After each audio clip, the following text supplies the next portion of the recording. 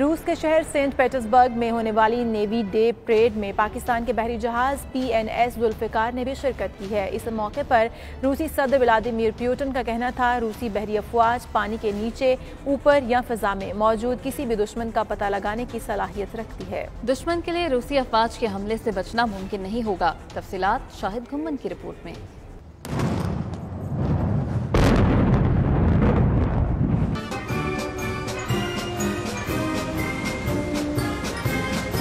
روسی بحریہ کی 325ویں سالگرہ کے موقع پر سینٹ پیٹرزبرگ شہر میں نیوی ڈے پریڈ کا انعقاد کیا گیا، جس میں پاکستان سمیت دنیا بھر سے بحری جہازوں نے اپنے اپنے ممالک کی نمائندگی کی۔ پاکستانی بحری جہاز PNS ذوالفقار نے اس پریڈ میں شرکت کر کے سبز ہلالی پرچم لہرایا۔ روسی صدر نے بحری پریڈ کا معائنہ بھی کیا۔ نیوی ڈے پریڈ کو روسی میڈیا میں براہ راست نشر کیا گیا، جس سے روسی صدر ولادیمیر پیوتن نے خطاب بھی کیا۔ Сегодня у военно-морского флота России есть все необходимое для гарантированной защиты родной страны, наших национальных интересов.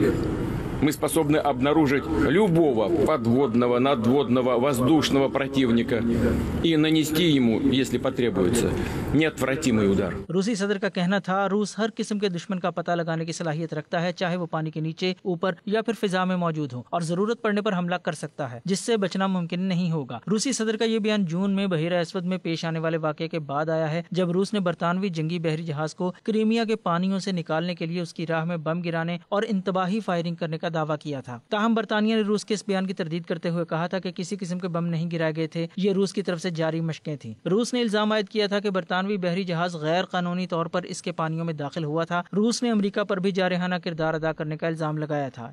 روس کے شہر سینٹ پیٹرزبرگ میں روسی بحریہ کی پریڈ میں پاکستانی بحری جہاز PNS ذوالفقار کی شرکت اس بات کا ثبوت ہے کہ پاکستان اور روس کے تعلقات بہتر ہو رہے ہیں۔